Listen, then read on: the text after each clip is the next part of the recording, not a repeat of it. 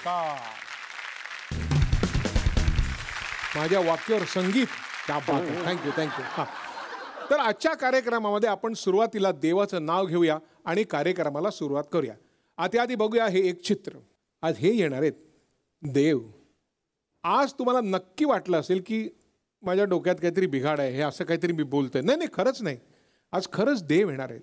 म्हणजे आता इथे एक मूर्ती आणली जाईल, आरती होईल, पूजा होईल, असं सगळं तुम्हाला लगेच वाटलं असेलच ना. पण तसं काहीही होणार नाही आहे.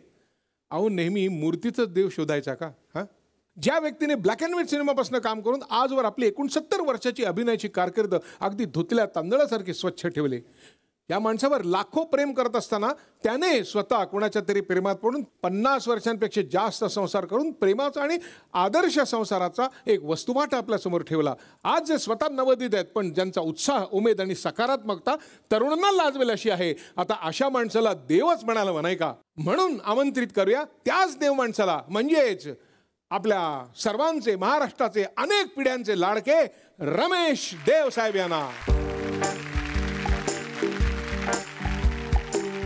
देव भेटता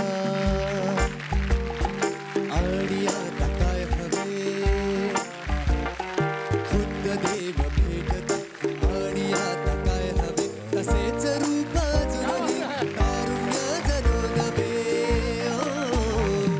खुद्द देव भेटता आणि आता काय हवे, खुद्द देव भेटता आणि आता तसेच रूप जुळही तारुण्य जणू नवे. खुद्द देव भेटता.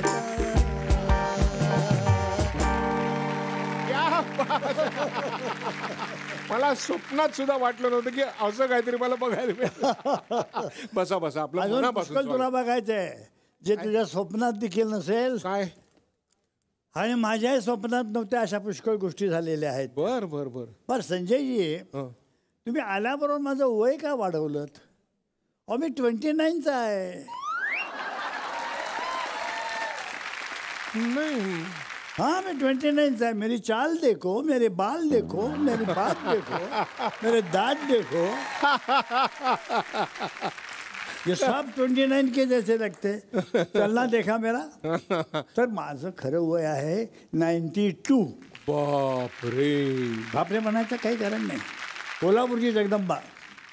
कोल्हापूरची जगदंबेचा हात माझ्या मस्तकावरती आहे. वरदहस्त ज्याला म्हणतात तो आहे.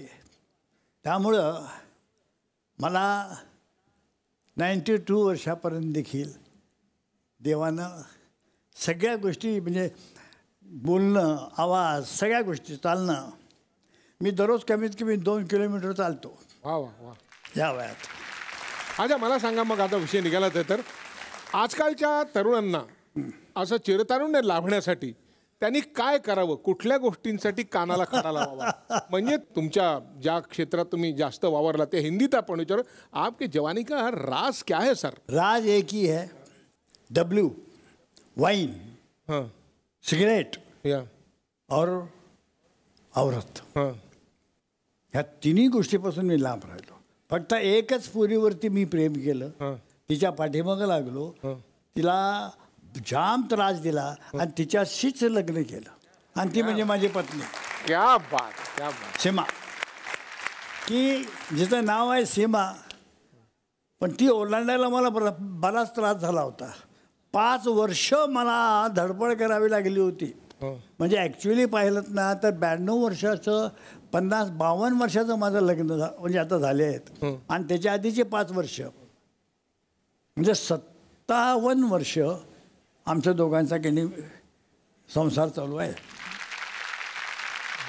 अच्छा, घरामध्येच तुमच्या सीमा असल्यामुळे हो, मला बाहेर कुठल्याही मर्यादा ओलांडल्या नाहीत. करताच येत ना, अशक्य होतं ते. तेव्हापासून चालत आलेलं आहे. होय. आणि ज्यावेळी झालं काही केली त्यावेळी काढायला खडा लावून घेतलाय. एक गंमत सांगतो तुला. जेव्हा माझ्याकडनं काही चुका झाल्यात त्या काही लपत नाहीत. म्हणजे असं आहे की किती आमचे प्रेम करणारी माणसं चिकार आहेत. त्यामुळे ताबडतोब आमच्या घरी फोन जातात की रमेशला मी इथं पाहिलं, त्याच्याबरोबर हे होतं, आता कोणी मुलगी होती, काय होतं काय, ते हे सगळं सांगतात. ते बायकोला कळलं की बायको त्याचं पण असं काही किस्सा घडलाय? पुष्कळ हा, पुष्कळ सांगा की मग. बोला. सांगणार नाही, म्हणजे काय आहे की नाही, प्रत्येक नाव नाही घेता, सांगा. मग शक्यता मग शक्यता आहे. आता सीमाताई नाही आहे तिथे, तर मन मोकळं करून टाका. तेच सांगतो ना तुम्हाला. झाले पुष्कळ करू, लाख चुका केल्यात.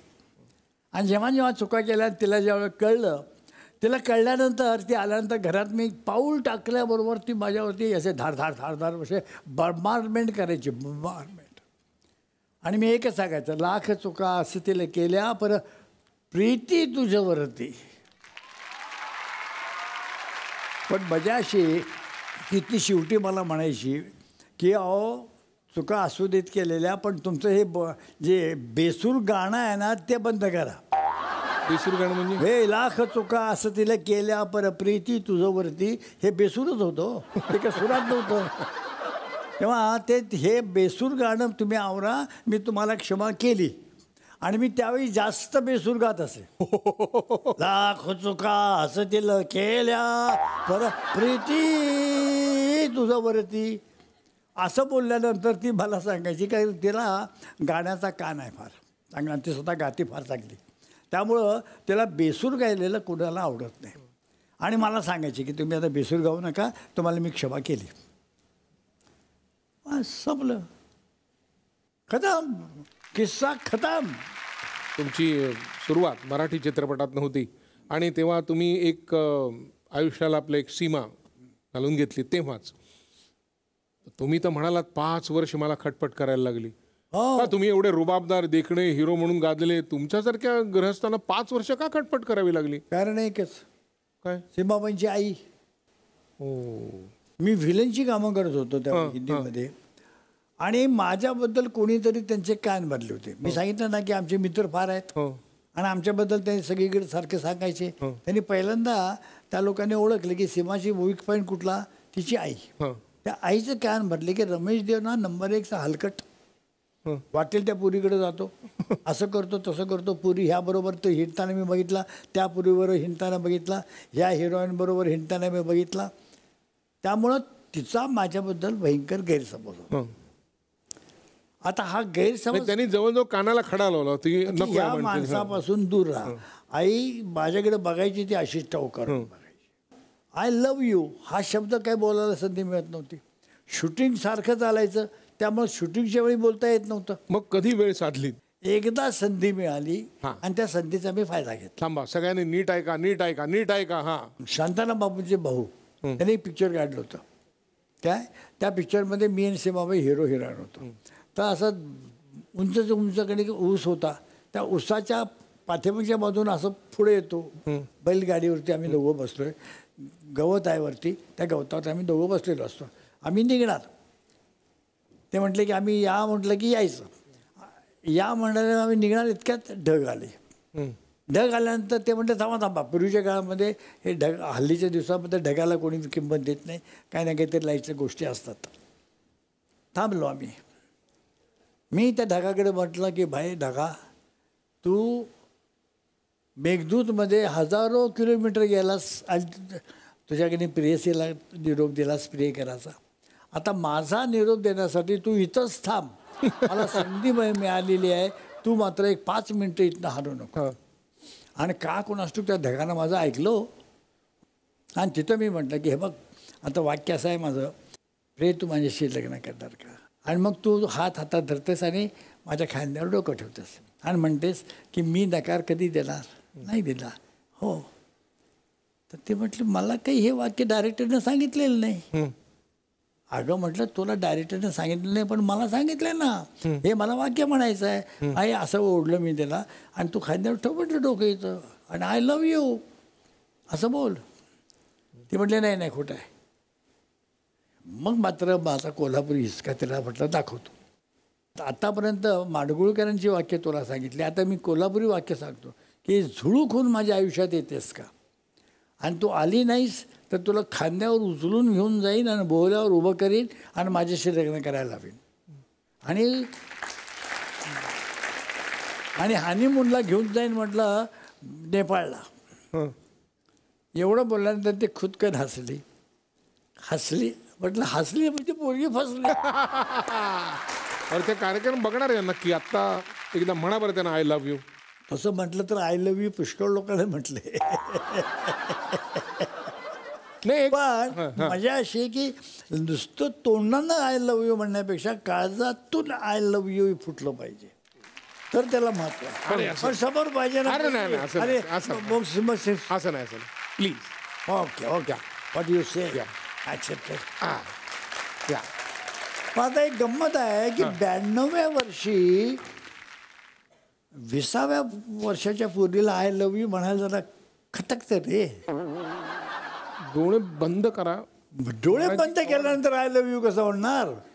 म्हणजे मनाचे डोळे बंद करा. मनाचे डोळे बंद करायचे. तू जरा दूर जा. हो मी फार दूर आहे. तू माझ्या समोर असतास ना की या जन्मात मला की आय हेट यू पण म्हणता येणार नाही. हो नाही आय हेट यू पहिल्यांदा म्हणेन पण आय लव्ह यू म्हणता येणार नाही. अगे ही वाऱ्याची झुळूक आली ना किती शांत वाटलं बघ. खरं सांगू माझं तुझ्यावरती अतिशय अतिशय अतिशय अतिशय प्रेम आहे. तू माझ्याशी लग्न करशील. आणि नको नाही म्हणायचं नाही. नाही म्हटलंच ना तरी मी तुला उचलून घेऊन जाईन बोल्यावर उभं करीन लग्न करीन आणि हनीमूनला घेऊन जाईन.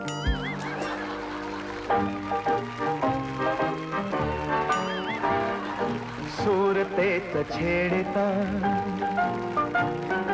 गीत उमटले नवे. सूरतेच छेडता गीत उमटले नवे. आज लाभले सखी सौख्य जे मला हवे. हो सूरतेच छेडता.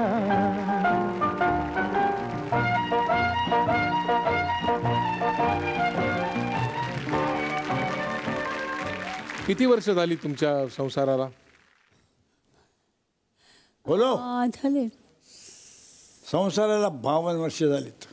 जास्त 52 नाही 50 वर्ष 2 वर्षापूर्वी केलं आपण साधारण. झाली 50. 50व्या वर्षी पुन्हा आम्ही लग्न आहे माझं हिच्याबरोबर 2दा लग्न झालेले आहेत. हो 50 झाली. पहिल्यांदा 50 वर्षापूर्वी म्हणजे आता 53 वर्ष नाही तसं पाहिलं तर नाही 54 नाही आता 53 वर्षापूर्वी पहिलं लग्न झालं कोल्हापूरला.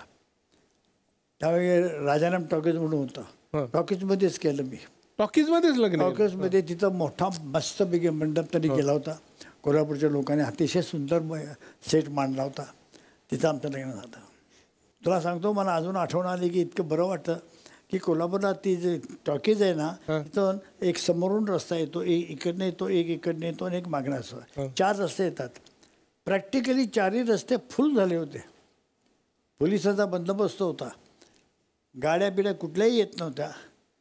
जवळजवळ नाही म्हटलं तरी 70-80 हजार लोक तिथं जमले होते. बापरे. आमच्या लग्नाला. कारण उघड आहे म्हणजे आघाडीची एक जोडी. त्या काळातल्या दृष्टीनं पहिलं लग्न ते कोल्हापुरात झालेलं एका हिरो हिरोईनचं.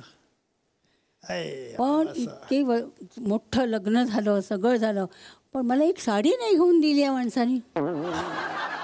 कानाला खडे सांगा काय ते आता ही वेळ आहे पटापटा. अरे सुरू कानाला खडा म्हणजे तू हिनं म्हणजे कान पुष्कळ उपटलेत.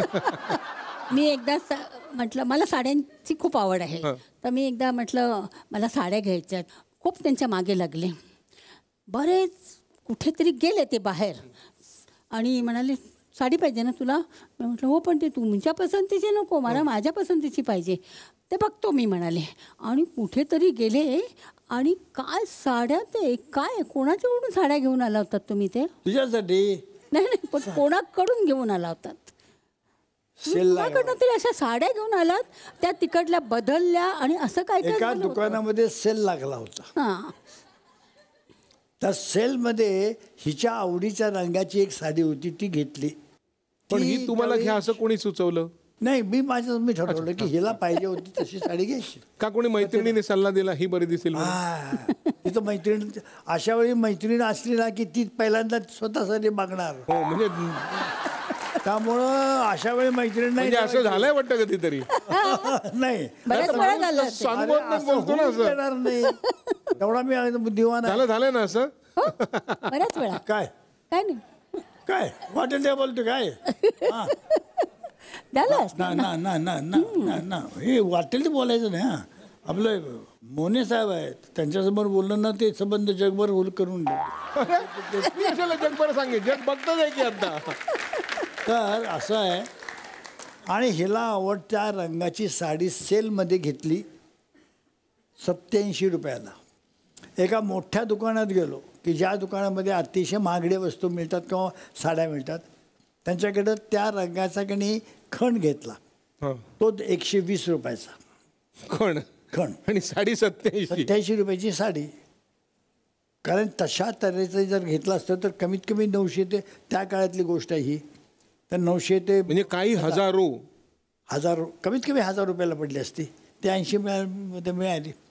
आणि आलो रात्री 12 वाजतेपर्यंत काही बोललो नाही. ही शाणी काही बोलायची नाही, काही शब्द नाही, काय बोलली नाही. आणि मग 12 वाजता आता हिचा काही स्फोट होणार त्याच्या आधी मी ती काय साडी काढली आणि हिच्या डोक्यावर घातली आणि असं करून त्याला संबंध 16 बोळा करून टाकला त्या साडीचा. आणि तिनं घेतली खुश झाली. लाईट अगदी डिम होता आमच्या बेडरूममध्ये. त्या बेडरूममध्ये म्हटलं रंग कसला तर लाईट लावू का म्हटलं लाईट लावायचा नाही लाईट लावायचा नाही. पुढच्या गोष्टी लाईटमध्ये होतील का आपल्या. त्यातली एकही साडी मी कधी नेसले नाही. आणि त्यानंतर मी माझ्या कानाला खडा लावला की या माणसाला साडी आणायला कधी सांगायचंच नाही. का माझी आवड जरा भडक आहे आणि ही जरा चांगली आहे. माझी आवड वाईट आहे. अरे माझी आवड 5 वर्ष हो. 5 वर्ष कष्ट केलं. आता सांगताय तुम्ही. कुणाकडे आता होते तुम्ही? तुझ्याकडे नाही बघत. माझी आवड मी सांगतो की माझी आवड तशी वाईट आहे. ओ ओ ओ, अच्छा. तुझी आवड चांगली आहे. आता मला ना हा चांगली आवड आहे. आता मला- तर माझ्या असं म्हणा ती मी आणलेला रंग ती साडी कधी नेसत नाही. पण हिच्या 50व्या वाढदिवसाला 50 कॉईन्स असतात ना सोन्याच्या त्या 50 कॉईन्सचे असे सुंदरपैकी एक हार तिला दिला. म्हटलं बाई घे हार घे. घेऊन नाचली आहे ती. नाचलेल्या संबंध घरभर दाखवत होती. आणि मैत्रिणीला फोन करायची अहो मला आज कधी 50 कुठल्या नवऱ्यानं केलं असेल काय. एवढ्या भेटी दिल्यात त्यांना, पण त्यांनी तुम्हाला काही भेट दिली का त्या बाबतीत? तुम्ही काय कानाला खडा लावलाय? हो घेतलं ना काय ते घेतलेलं. जास्तीत जास्त म्हणजे श्रीखंड द्यायची ती मला. तुम्हाला आज जेवणाचं मी श्रीखंड देते. मला श्रीखंड फार आवडतं. ही भेट. पण तिनं मला कधी ना शर्ट घेऊन दिला ना पॅन्ट घेऊन दिली ना. मग आता मग स्वेटर बिटर तर प्रश्नच नाही. बोला. सूट म्हणजे ना, अशक्यच. बघा ना. पण ते बघा तुम्हाला शर्ट दिला की तुम्ही म्हणता हा रंग मला आवडत नाही. करेक्ट आहे. माझा रंग खेळचं हे वेगळे असतं आणि तुम्ही वेगळंच म्हटल्यानंतर मग मी म्हणते जाऊ दे ना कशाला द्यायचा. सोय बायका म्हणजे पहिल्यांदा सोय बघतात. काय खरं आहे की नाही. ऑरेंज साडी हो ऑरेंज साडी. हां बायकी तुम्ही आधी पहिल्यांदा स्वतःची सोय बघता. म्हणजे कसं? बाई म्हटलं की पहिल्यांदा डोळ्यासमोर ती आपल्या स्वतःला घेते. स्वतःला काय पाहिजे ते बघते. नवऱ्याला काय पाहिजे याचा कधी विचार करत नाही. त्याला जेवायला कुठे घेऊन जायचं म्हटलं तर पहिल्यांदा मी विचारतो. म्हणजे पहिल्यांदा मी म्हणतो चल का इथं जेवायला जाऊया. नाही इथं नाही इथं नाही. मग मी ठरवलं की आता हिला जेवायला आपल्या मर्जीप्रमाणे न्यायचंच नाही. तिच्या इच्छेप्रमाणे. आणि मग तिची इच्छा 5 स्टार असायची. खिशात त्यानं सांगितलं की ह्या इथं जायचं. मग मी पहिल्यांदा खिसा तपासायचो की बाबा खिशात पैसे आहेत का नाही. बरं त्या काळामध्ये कार्ड नव्हतं. हो हल्ली कार्ड आहे त्यामुळे काय काळजी वाटत नाही. कुठेही गेलं तरी भीती नाही. कार्ड दिलं ठिक पैसे गेले. पण त्या काळात नव्हतं. ते खिसा बघायचं आणि मग तिला सांगायचं का ए बाई इथं नको इथं त्रासदायक आहे मला तेवढे पैसे नाही आहेत तुझ्याकडे असते तर दे. तर ती म्हटली मला जेवायला तुम्ही घेऊन जाणार आणि मीच पैसे देऊ. ती असताना सुद्धा पैसे द्यायची नाही. हो ते बायकांकडे पैसे असतात. ठेवायलाच लागतात ना. रमेशचा नेहमीच आम्हाला प्रश्न असतो तुला मी एवढे पैसे दिले होते ना गेले कुठे. म्हणलं खाल्ले. आता आणि काय मी सांगणार. हा नाही, बहुतेक बायकांना पुरुष विचारतात तेव्हा त्यांचं म्हणणं असतं 4 महिन्यापूर्वी दिले होते, आता काय विचारताय, मधल्या 4 महिन्यात झाले ना खरं. अरे ती गंमत झाली. हे असं सारखे नव्हते ना. आता हल्ली मी तिला पैसे दिलो ना की तिच्याकडनं एका डायरीमध्ये लिहून घेतो माझ्या हं. की मला रमेश देवने 5,000 रुपये आज दिले, असं हिच्याकडनं लिहून घेतो. आज दिले का? असं आज मी दिले लिहून का? घेतो. आज नाही दिलेले, जेव्हा देतो तेव्हा लिहून घेतो. मग अशा काही त्यांच्या पैसे ठेवायच्या काही खास जागा आहेत? अरे 1 जागा नाही, 10 जागा आहेत. माझी नाही, मोहने यांची आहे. ती मी इतके दिवस आता शोधते की अजून नाही मिळाली एवढ्या नाही मला वर्षात? अजून मिळाली. याचं कारण असं आहे की मी पैसे इथं ठेवतो. माझ्या खिशातनं बाहेर कधी काढतच नाही. मी कपाटात पैसे ठेवत नाही, कारण कपाटाची किल्ली हिच्या हातात. त्यामुळे कपाटात किल्ली ठेवायचा, पैसे ठेवायचा का प्रश्न येत नाही. माझ्याकडे काही लेटर्स होते, अशा चिठ्ठ्या होत्या. कसल्या? अशाच. बरं ठीक आहे, हा आलं लक्षात. हा लक्षात नाही येणार तुम्हाला. अशाच. तुमच्या आयुष्यामध्ये असं नसेल झालं का? झाले काय ते कळू दे ना आधी. ते चिठ्ठ्या नाही, चिठ्ठ्या बिठ्ठ्या नाही. नाही. अरे आमचं खोटं तोंडीच का सगळं. खोटं बोललेलं चेहऱ्यावरती दिसतं नाही हो, नाही, तुमच्या. चिठ्ठ्या बिठ्ठ्या नाही. तुमची बायको ऐकायला नाही आहे इथं. नाही, पण नाही, चिठ्ठे वगैरे नाही आमच्या नशिबात. नशिबात नाही. कागदाशी पहिल्यापासून वैरच आहे आमचं. माझी मात्र मैत्री आहे कागदाशी. हं. त्या चिठ्ठ्या हिला एकदा सापडल्या हं. आणि हिनं जगणी तांडव केलेलं आहे, नृत्य. आणि मला नाक घासावं लागले त्या दिवशी. माझं ते म्हणजे अखेरेचे हे गाणं त्याचा उपयोग नाही पडला. मग तिच्याकडनं सगळ्या शिव्या खाल्ल्या. मी गप्प बसलो होतो. मुलं माझी अजिंक्य आणि अभिनय दोघं होते, लहान होते. दोघं म्हटले की बाबा बघ किती शांतपणे, बाबा तुम्ही इतकं शांतपणे ऐकू नका, हो त्याला उत्तर द्या. म्हटलं नाही ग, ते चिडलेले आहे, चिडू दे ना, देईल उत्तर. अरे त्याने शिव्या दिल्या तर काय झालं, प्रेमानं शिव्या देते ती. कसं गेलो, बेडरूममध्ये गेलो, कडी घातली दाराला आणि साष्टांग नमस्कार घातला की बाई ग चुकलं माझं, मान्य करतो. त्या चिठ्ठ्या लग्नाच्या आधीच्या आहेत, कारण चिठ्ठीवरती तारीख नव्हती. त्यामुळे लग्नाच्या आधीच्या गोष्टी आता कशाला करते? खरं आहे की नाही हो? तुम्ही सांगा मामा मित्रांनो. पण तारीख नसणं हे खरं आहे का तारीख नसणं ही सोय आहे? सोय. हा, सोय. म्हणजे त्या पोरीला म्हणजे तारीख होती ते मी खोडून टाकायचो. त्यामुळं ती तारीख तिला कधी कळली ते म्हणते, तिला सांगितलं की या लग्नाच्या आधीच्या. मग तुम्ही जपून का ठेवल्यात? मग एखादी चिठ्ठी वाचलीत का? सगळ्या का त्याच्या आतच त्यांनी ताब्यात घेतल्या? असतं. जाऊ दे, एवढं तू नको. एवढा तू आत घुसून म्हणजे आज माझी आता कानाला खडा. आता आता आता आता आता आज घरी गेल्यानंतर ती माझी पुन्हा काही चंपी करायला. नाही हं? त्यामुळे आता ह्या वयामध्ये 92व्या वर्षी बायकोकडनं बोर्डा खाणं. हा, नको आता एवढं नाही, एवढं काय प्लीज. तुमच्या घरून जो थोडासा विरोध होता तुम्ही चित्रपटात येण्यासाठी, तसा तुमच्या मुलांनी चित्रपटात येण्याबद्दल विरोध होता का नाही? नाही, माझा नव्हता, हिचा होता. त्याला लंडनला पाठवलं होतं कॉम्प्युटरसाठी.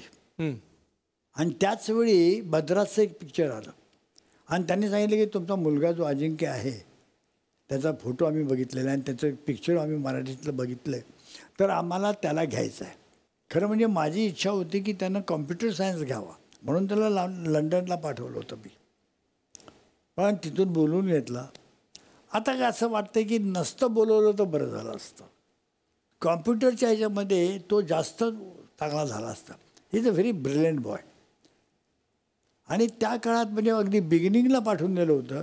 त्यामुळे आतापर्यंत त्यानं कॉम्प्युटरचं तिथं प्रचंड मोठं काम केलं असतं. हा, म्हणजे कॉम्प्युटरची सुरुवात जेव्हा होती आपल्याकडे तेव्हाच होती. तेव्हाची ती गोष्ट होती. त्यामुळे आतापर्यंत तो फार मोठा झाला असता तिथं. अर्थात हिंदीमध्ये आणि मराठीमध्ये त्यानं भरपूर कामं केली, अजूनही तो कामं करतो. पण मॉनिटरी पॉईंट ऑफ व्ह्यूनं ते जास्त कदाचित झालं असतं. आणि कधी कधी खंत मनाला वाटते मला तर ती की आजूला मी बोलवून घेतलं. आपण त्याला काय वाटतं आपण ऐकूया. कानाला खडा. बाबांबरोबर जेव्हा मी चित्रपटसृष्टीमध्ये म्हणजे मी जेव्हा माझा पहिला चित्रपट करायचं ठरवलं आणि सर्जा हा चित्रपट बाबांनी निवडला, शिलार खिंड या कादंबरीवर आधारित. बाबा हे खूप शिस्तखोर आणि प्रचंड स्ट्रॉंग विल पॉवर असलेले आहेत आणि त्यांना कुठल्याही पद्धतीचा हलगर्जीपणा किंवा या कलेशी प्रतारणा केलेली बिलकुल चालत नाही. आणि मी जेव्हा पहिल्यांदा पाऊल ठेवलं तेव्हा तसं माझं वय कमी होतं आणि थिल्लरबाजी बरीच होती. तेव्हा त्यांच्याकडनं मला फटके मिळायचे. एकतर सर्जासाठी मला डोंबाऱ्याचा रोल करायचा होता आणि त्यांनी कोल्हापूरवरनं बरेच लोक मागवले होते मला शिकण्यासाठी. बोथाटी फिरवायची, उलट्या कोलंट्या मारायच्या, ज्या काही असतील त्या, आणि ते स्वतः समोरून उभे राहून करून घ्यायचे माझ्याकडनं. मला इतके फटके लागले. तलवार कशी चालवायची, फाईट, ऍक्शन सिक्वेन्स, त्यांच्या बरोबर काम करायचं किंवा त्यांच्या खाली काम करायचं. त्यांनी मला ही शिस्त जी लावली, परंतु त्या शिस्तीमुळे एक कुठेतरी अर्थात कानाला खडा लावला की बऱ्याच वेळेला बाबा जर डायरेक्ट करणार असेल तर भीतीच वाटते त्यांच्यावर काम करायला. एक तर सकाळी उठल्यानंतर ते आधी म्हणजे नंतर मी दुसरी पिक्चर्स करायला लागलो तेव्हा 6 वाजता सकाळी ते स्वतः यायचे उठवायला. मी उठलो असलो नसलो तरी हा चल सकाळी 9 म्हणजे 9च्या आधी तुला सेटवर पोचायला पाहिजे. या सगळ्या गोष्टी त्यांच्या इतक्या काटेकोर पद्धतीने त्यांच्याच रुतलेल्या होत्या की त्यांनी त्या माझ्यावर आणल्या आणि अर्थात त्याचा फायदा झाला. परंतु अर्ध सोडलं त्यांनी वाक्य. काय सांगू तुम्हाला की दुर्दैव म्हणा माझं सुदैव म्हणा. सुदैव माझं असं की मला ज्यावेळी डायरेक्टर मी ज्यावेळी कामं सुरू केली ती भालजी पेंढारकर, राजा परांजपे, आनंद माने या लोकांच्या बरोबर केले. आणि हे सगळे लोक अतिशय शिस्तबद्ध. भालजी पेंढारकरांच्याकडे 7 वाजता जर शिफ्ट असेल ना तर 7 वाजता स्टुडिओमध्ये मेकअप करून आर्टिस्ट तयार असला पाहिजे. आणि तो जर तयार झाला नसेल ना तर प्रचंड शिवा बसायच्या. सुलोचनाबाईंना त्यांनी छडीनं मारलेलं आहे. छडीनं अक्षरशः छडीनं मारायचं. आणि माझ्या समोर म्हणजे पूर्वीच्या कामात दिग्दर्शका कुटुंब प्रमुखासारखा वागायचा थोडक्यात. बरं, तुमचा धाकटा मुलगा त्याचं तुम्ही अगदी अभिनय असं नाव ठेवलं आणि तो काय अभिनयात आला नाही, परंतु त्यांनी दिल्ली बिल्ली सारखा चित्रपट केला, इतर अनेक चित्रपट केले, नंतर ऍड फिल्म्स केल्या. त्याबद्दल त्याला कान्सला सर्वोच्च 3 गोल्ड पुरस्कार मिळाला होता. 3 आत्तापर्यंत त्याला कधी गोल्ड मेडल लायन मिळालेत. आणि जगामध्ये एकाच डायरेक्टरला कान्समध्ये 3, लक्षात घ्या, 3 गोल्ड मेडल लायन कुणालाही मिळालेले नाहीत. ते फक्त माझ्या मुलाला मिळाले. हो, म्हणजे खरंच एकदम वेगळाच मुलगा आहे. पण मग त्याला अभिनयाकडे तुम्ही नाही कधी हे केलं? नाही, त्याला अभिनयाचा म्हणजे अशी होती पहिल्यापासूनच नाही, मला इंटरेस्टच नाही. नाही, माझं एकदा मी आजारी पडलो. TV सिरियल त्यावेळी करत होतो. आता काय करायचं, कोणाला तरी डायरेक्शन तर करायला पाहिजे. तर मग शेवटी अभिनय पुढं आला. म्हटलं त्याला खरं म्हणजे काही नाही अभिनयाचं म्हणजे डायरेक्शनचं ज्ञान. त्यानं पुढं आला. तो म्हटला की बाबा मी करतो, मला तुम्ही ही संधी द्या. म्हटलं बाबा कोणाला तरी मला द्यायचंच आहे तर तू कर. तो एपिसोड इतका सुंदर त्यानं डायरेक्ट केला की मला दूरदर्शनच्या डायरेक्टरने सांगितलं की अहो हा एपिसोड तुम्ही केला का? म्हटलं नाही, माझ्या मुलाने केला. त्याला मग डायरेक्शन डिपार्टमेंटमध्ये घाला. बरं, तो कोणावरती गेला? म्हणजे तुमच्यावरती गेलाय का? तो माझ्यावरतीच गेला असणार. होय ना.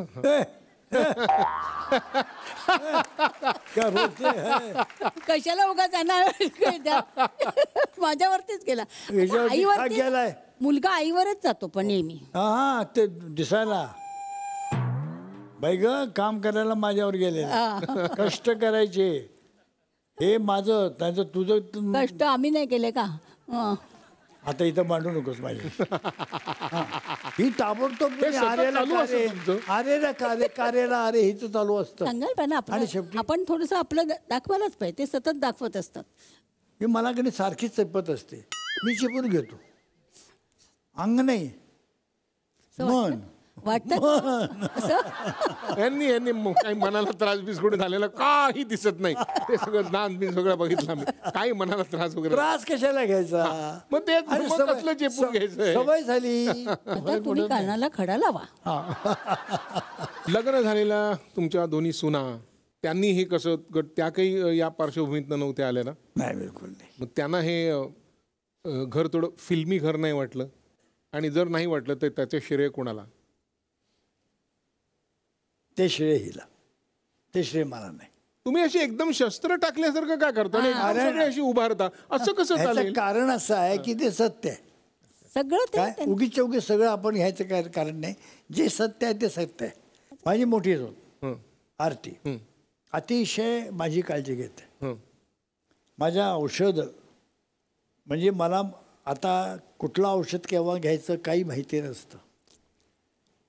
ती न चुकता माझी सगळी औषधे व्यवस्थित मला पाठवून देते. जोपर्यंत ती आहे तोपर्यंत मी आहे ह्याची मला खात्री आहे. जब बुलाएगा वो तब जाएंगे, नाही असं नाही. आणि अभिनयच्या पत्नीबद्दल काय म्हणाल? ती चांगली होती. तिचं जेवण म्हणजे क्लासिक. ती कारवारची. बर, म्हणजे तुम्हाला जवळ जास्त. Karwar to Mumbai, Mumbai to via Kolhapur असं त्यानं पुस्तक लिहिलं आहे. बर बर. म्हणजे कारवारच्या की नाही रेसिपीज, मुंबईच्या रेसिपीज आणि तुमच्या कोल्हापूरच्या रेसिपी. मग आपण त्या लेखिकाला बोलूच या.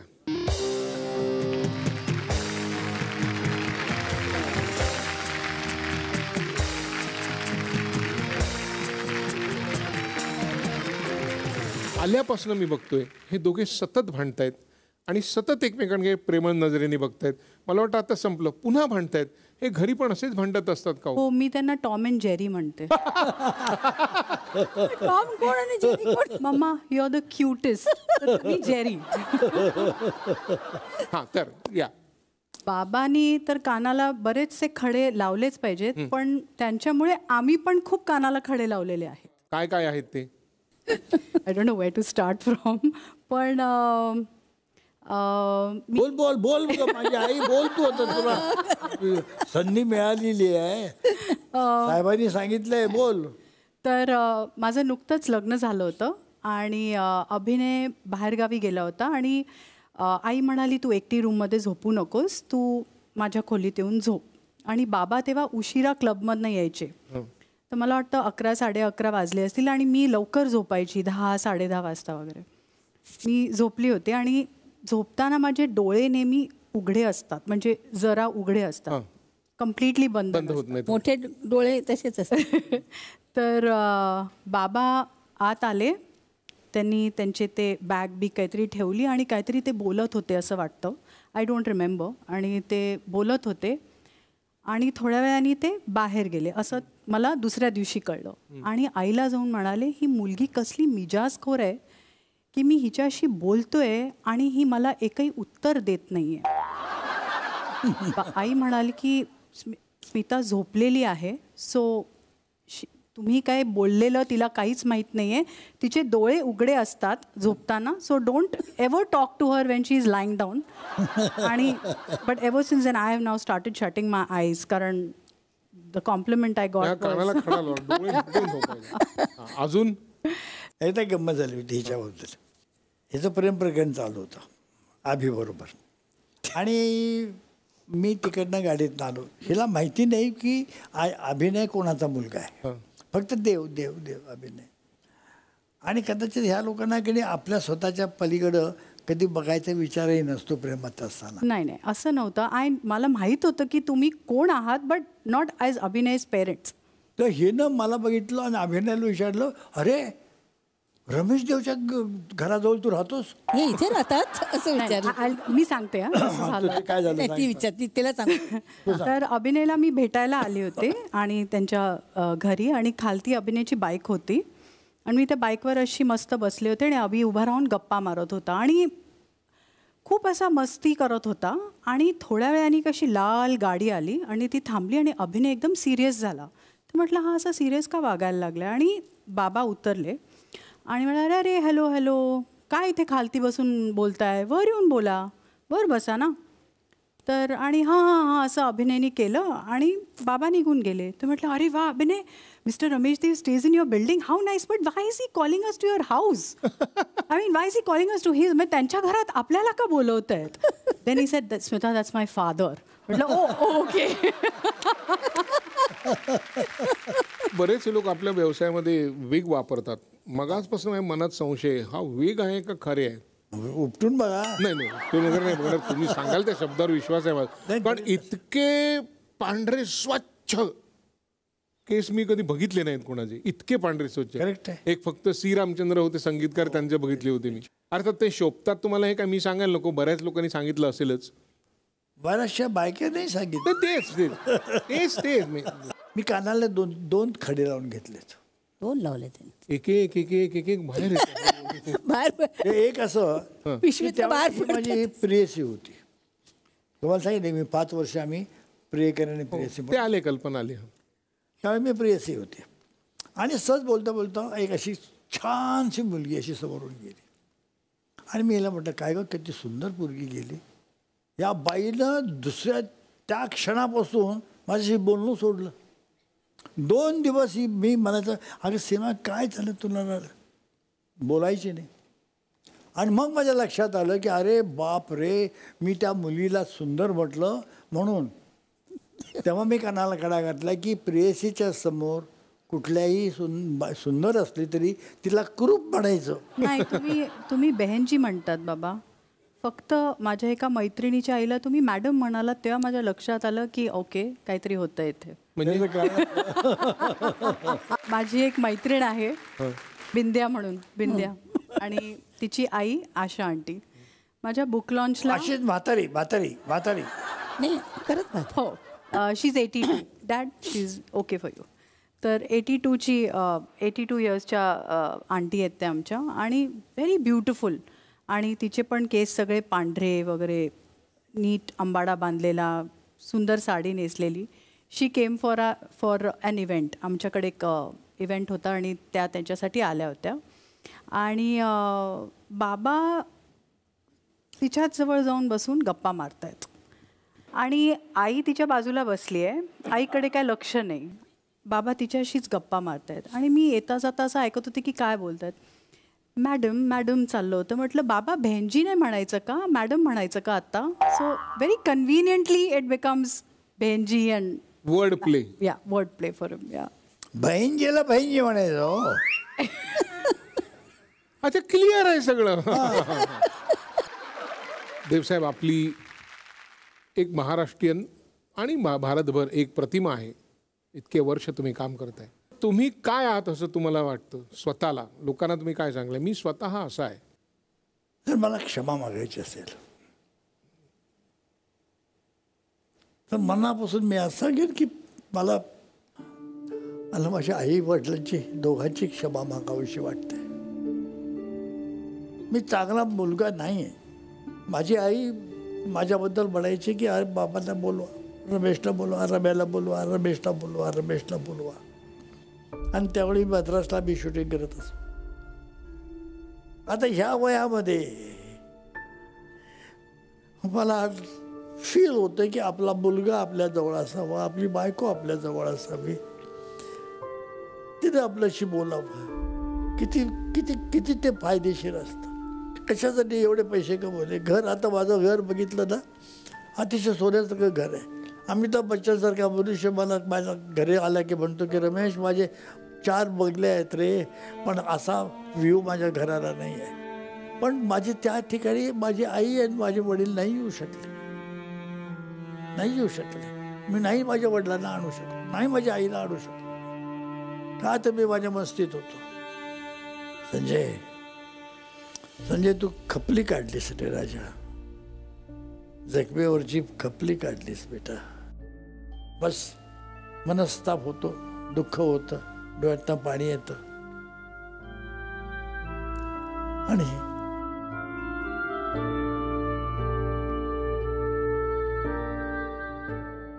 आज आपल्या इथे उपस्थित आहे रमेश देव नावाचं एक चिरतरुण सदाबहार व्यक्तिमत्व.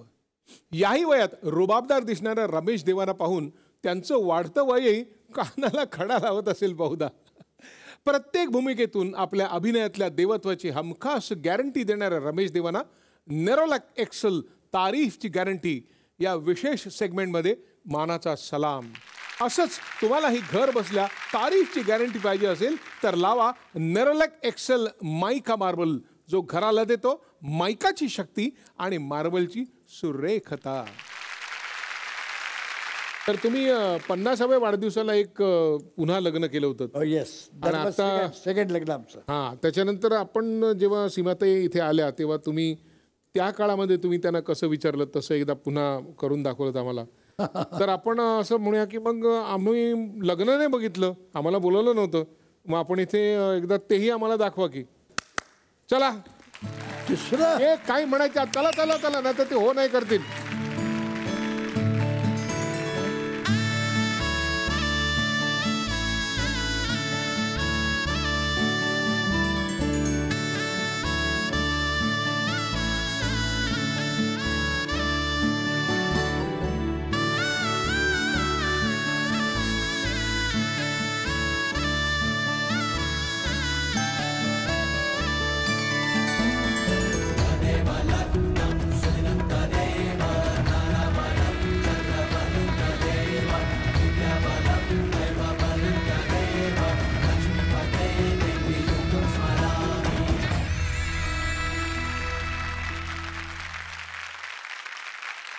वा, कसं वाटलं?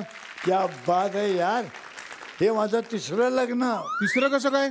पहिलं खरं, हां 2रं 50व. हां ते हेमा मालिनी वगैरे अमिताभ बच्चन सगळे आले होते 50व्या वाढदिवसाला. वाढदिवसाला.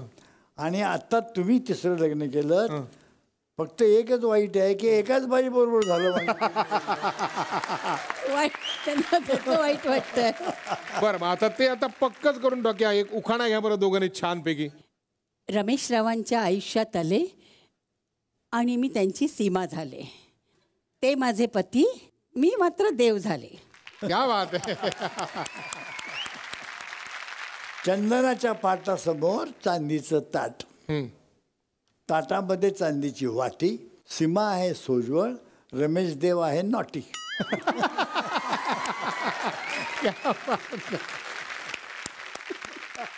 या मंगलमय प्रसंगी झी मराठीकडनं तुम्हाला एक छोटीशी भेट आम्ही देतोय. जरूर जरूर. वा.